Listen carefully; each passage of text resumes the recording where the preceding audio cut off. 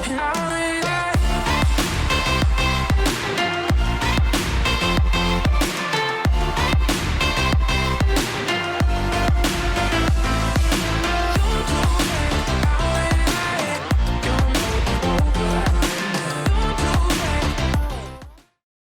everybody, SoCalThero here, welcoming you back to another tutorial on how to use Zmodeler 3 to make your own vehicle models for GTA 5.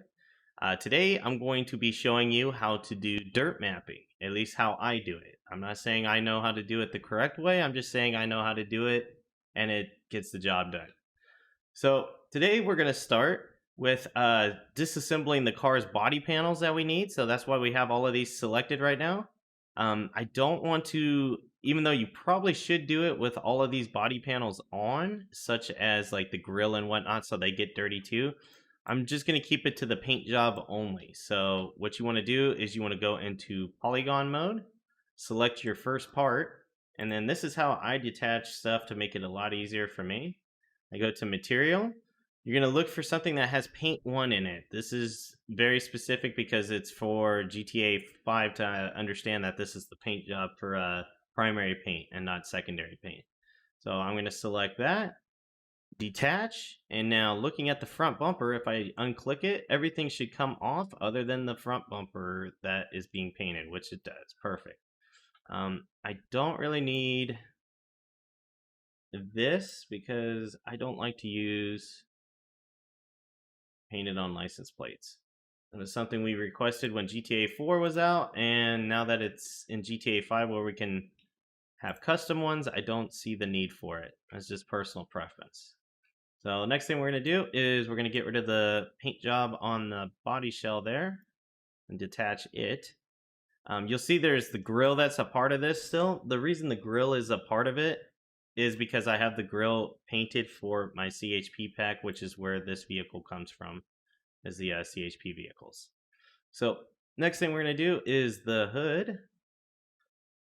And when you click that off, you might not see any changes, but it's actually underneath. That's why it's all the details under here. There you go.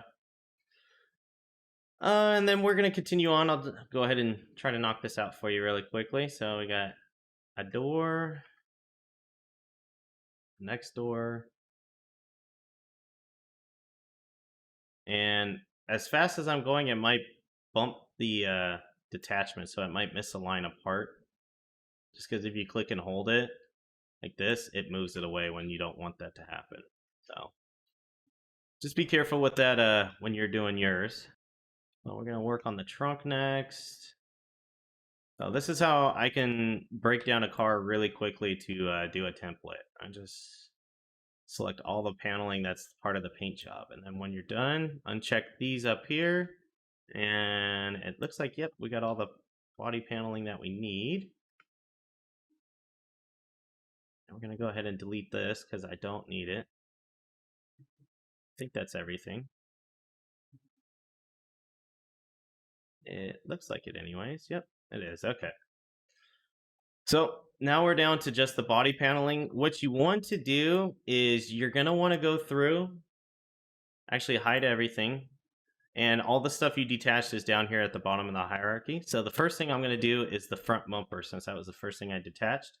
What you want to do is you want to capture and detach the parts that are going to be seen. So like, for example, this is the bumper. I want this to be captured on the dirt mapping on the left side. I don't want it to get captured by the front side because it's going to just have this big smush down it, like a big streak. So what I do is I highlight it from the left side, like so, and I probably don't need that one, yeah. And I kind of just base it off of a line, so I kind of follow a line and see if it selects all the polygons to make sure they don't spill over into over here, which it's not. And I do that from the left, or you could do it from the right view, and then I just detach it.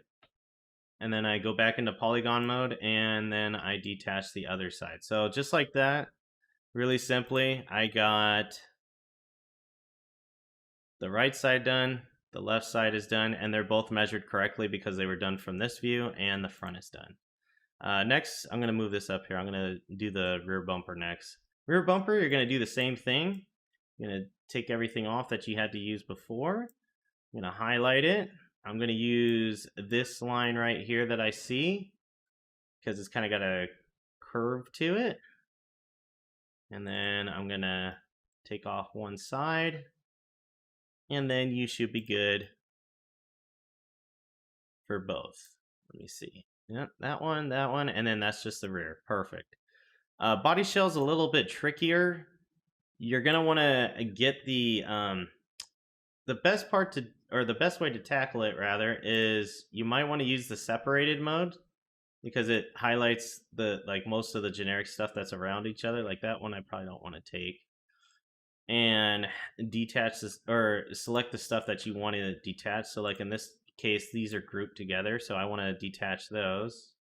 Oh, and then grab everything now. So when it does that, just got to keep fiddling with it until you get everything that you don't want there. There we go. And then on here, I'm going to select just the painted part. We're going to actually go through and adjust this car so the grill's not paintable anymore either. That's the other part of this. So when you're doing this, again, you want to kind of check all the polygons to make sure you're selecting all of them. So as you can see, I'm not getting all of them, but now I am. I'm going to be rotating around here a lot, trying to make sure you capture all of them. There we go.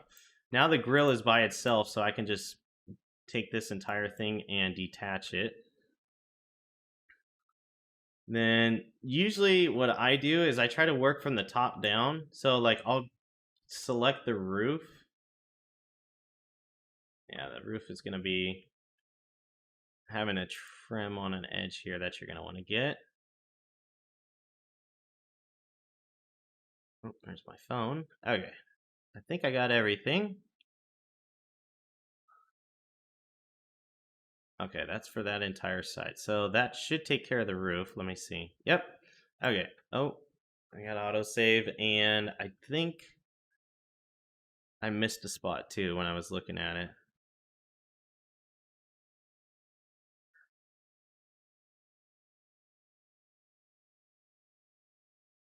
All right, let's see. I did. I missed a little section, like right here. It's not something you're going to see on the car, so there's no point in making it its own thing. So, got that done. This little strip running along the back where the trunk lid is, you might as well get that too, because that's kind of a I call those like miscellaneous. You don't really need those, but now that this is mostly taken apart, all you need to do now is just one side of the vehicle. So the left side and the right side will be their own thing. So this is the right. I'm going to move this up so I remember this is the left. I like to keep those together, and then everything else is underneath it. Looking at the hood, there's not much you have to do with that. So I would say we're going to go ahead and leave this like it is. Doors are a bit tricky. What you want to do with doors is you want to, well, first off, we're going to make sure we don't have any of them highlighted. There we go. What you want to do with doors is, if it's the front doors, you want to get the mirrors and make them their own separate thing. If you have door handles, I would suggest taking the door handles off to make it its own separate thing. And then the door jamb. So inside the door itself here, this is something else you want to kind of blow that up for you guys so you can see it better. This is something you don't necessarily need to get dirty, but you want that to be separated from the outside so it's not like cloning itself in there. So I did try to select those. It wasn't going too well. It looked like it was going to be pretty time consuming. So I'm just going to go ahead and select from the outside here. This looks like the author of this card did the grouping from the outside, so it might be a little bit easier. Let's see if that takes everything off. For the most part, it looks like we're missing a few polygons here, so it's there you go. You gotta just get that right angle when you're using the user mode here. And then we get the bottom and this trim piece, and that should be everything off the first front door. Yep. Yep, so that's just the door jamb itself. You want to do this for templates as well. So what I like to do here is I'm going to put this up. I'm going to put, yeah, I'll just leave that there for now. What you want to do is you want to keep these, like the door jambs, in their own thing, and I usually leave myself a note like closed, so I know that that's the door when it's closed. So next thing we're going to do is the rear door, which it should go fairly smoothly like the front door. We just got to, again, get the polygons that we need to get. Whoops. And my dirt mapping, like I said, is very poor. The reason for that is one, I'm not 100% familiar with it. I just kind of learned it on the fly one day, is one of the reasons. And then the second reason as well is I use the default GTA ones. I know a lot of people like to use like their own custom dirt mapping, but the thing about that I dislike is when you use your own custom dirt mapping, that's another texture file that has to go into the car's YTD file. And when you do that, you start taking up space that otherwise you could be using to keep your vehicle optimized to prevent any kind of texture loss. So it's just something, just a preference of mine, really. You could do it if you want to, but just a preference of mine is GTA made it. Oh, why can't I get these last polygons? Must be like right here. Yeah. Let's see here. See if I got it now. Yep, there we go. Okay. So yeah, so I just look at it as GTA, or well, Rockstar Games rather, made their game optimized as best as they could. And if it's the way they did it, I believe it's the way I should do it. That's how I do it when I convert cars over from like a different, like a GTA 4 to a GTA 5 car or anything like that. I always use a default GTA 5 car if I'm converting over to GTA 5, because I mean, the person that's going to know how the vehicle should be optimized is most likely the developers, so I trust them with that. All right, so we got all this. Whoops. Think that's it for this front door too. Let me see. That is actually not good, and that makes me question if the other front door is like that. If it's not, it's okay. This is just a test car. I don't plan on using this for anything other than to showcase to you guys how I do certain things, so I'm not too worried about that. Yeah. And then these, we can put these below the clothes just so I know where they're at.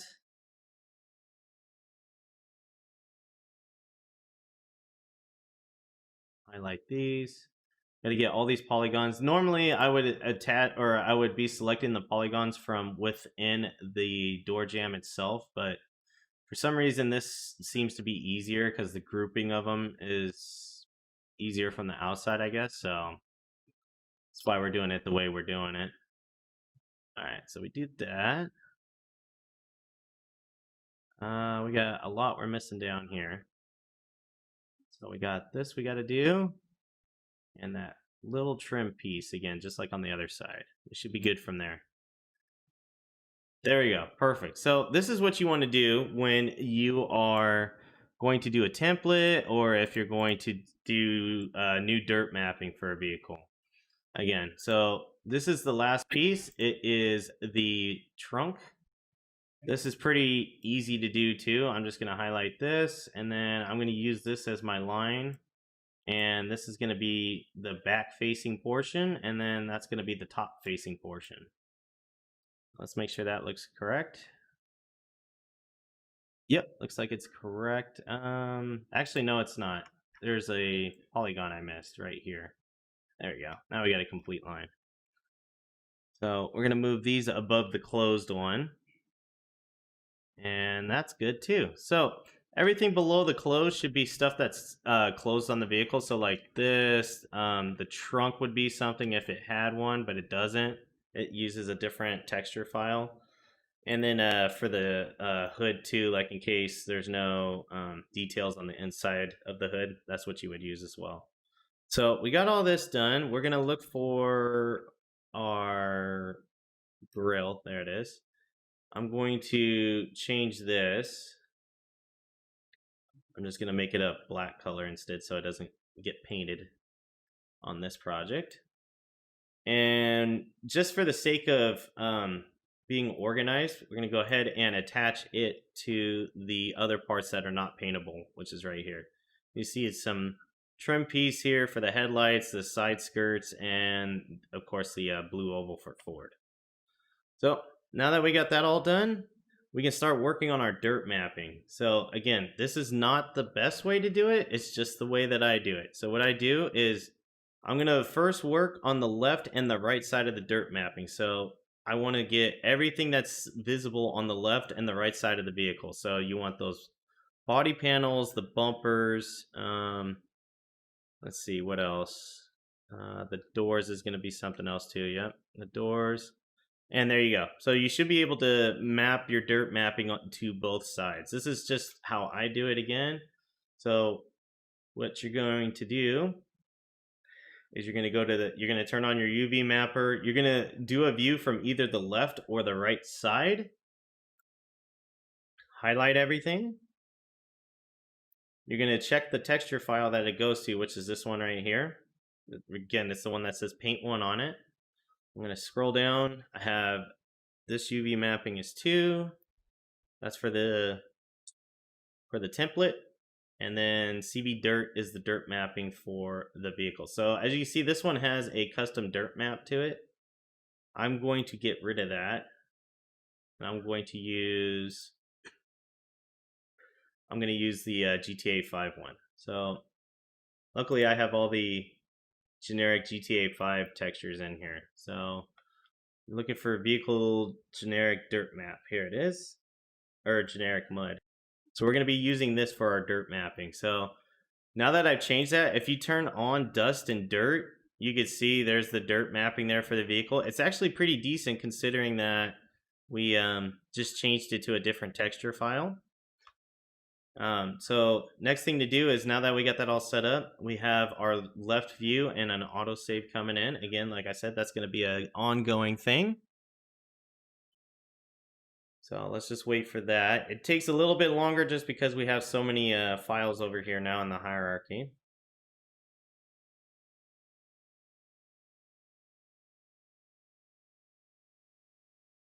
Okay, so that cleared off. Let's go ahead and right click. We're going to go to mapping. We're going to edit UV. You want to do it from the window you're working on so that way it maps it correctly.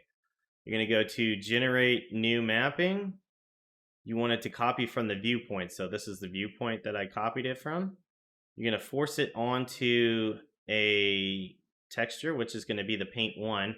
You want to make sure you're editing the UV map for 1. Since we're using a template, the template is going to be UV mapping 2. So UV mapping 1 is going to be for the dirt. So we hit OK. Now you can see it resets itself. Now it looks a little weird.